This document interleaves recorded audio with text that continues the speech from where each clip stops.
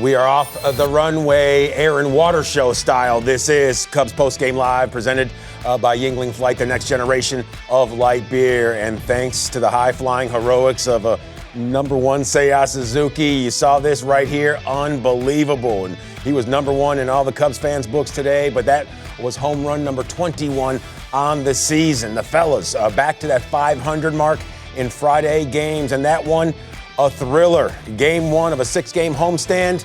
The fellas, they have been deemed victorious, 3-0 in that series opener over the St. Louis Cardinals. And right now, the fellas 21 games above 500. So let's roll. This is Cubs Postgame Live. Cole Wright alongside our player development analyst, Lance Brozdowski. And Lance, the fellas, they went out there, and I'll tell you what, it all started out there on the hill, didn't it? It did. Clay Holmes looked fantastic. Yeah, big swing from Seiya Suzuki. This was a good win. It was one that, Liberatore has been really up and down this year as a starting pitcher. You got him on a good day, and you still beat him. It's a pretty good sign this team's rolling. Absolutely. 5 1/3 from Matthew Liberatore, 6 2/3 from Clay Holmes, and we're keeping things nice and tidy as well. We're getting to our lottery fast play of the day, presented by the Illinois Lottery. Look at this, quick work from Clay Holmes, 80 pitches, 50 strikes, and Lance, he was absolutely filling it up. 23 called strikes, man. Yeah, I mean, that sinker is just a really tough angle for hitters to, I think, understand how it's moving. The changeup looked really good today. That's a sinker right there. 61% ground ball rate for him in this game. Career average is right around that mark.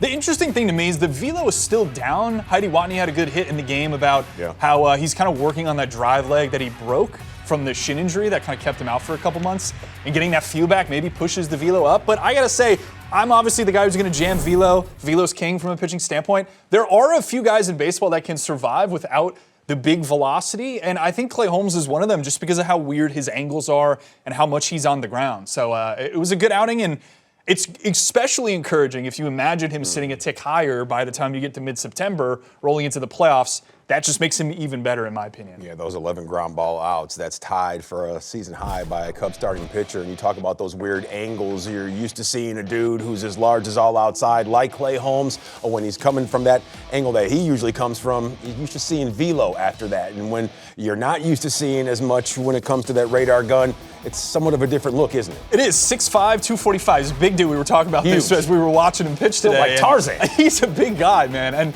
I think that's the thing. Usually with these bigger dudes, especially when they have a higher slot, you're not expecting as much drop on the sinker or drop on the sweeper. You generally see more of that straight four-seam shape from his release point. And as a result of that, I mean, if he's locating stuff down in the zone like you see right there, he's really tough to lift.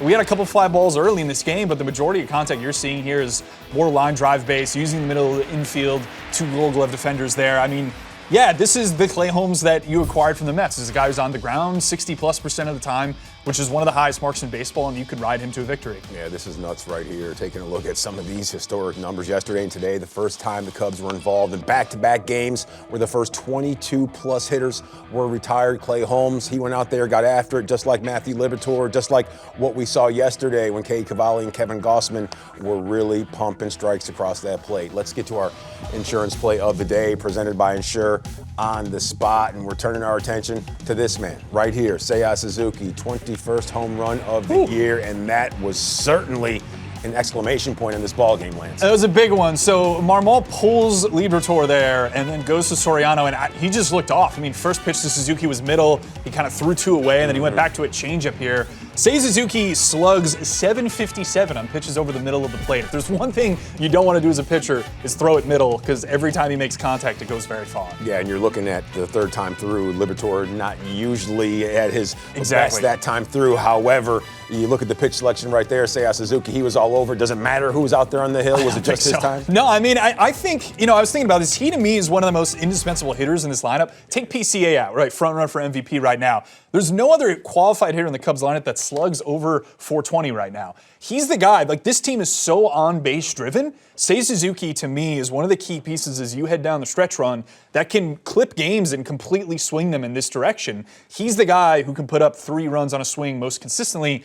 other than Pete in this lineup, and I think he's vital for their success down the stretch. Yeah, we saw it at one point in the season. The Cubs, they were right around 28th with runners in scoring position, batting average, that is. Right now, they're right around the middle of the pack, but since the All-Star break, they are top 5 in Major League Baseball. And how about this? Most home runs. Good group first right 5 big league seasons. Holy moly. Seiya Suzuki putting up some serious numbers. You know that's what he's bringing to the ballpark. He's going to make sure that he slugs that baseball, won't he? I mean, he swings the bat harder than pretty much anybody in this lineup, and when he makes contact, it goes very far. I know he's a bit of a passive hitter. There's sometimes he takes pitches that you're like, man, you got to swing, but it's hard for me to complain about a guy who's consistently been 30 to 40% above the league average hitter in baseball. Yeah, is it him being passive, or is it just a plate discipline? We saw it today, the 59th win of the season with at least a 1 home run.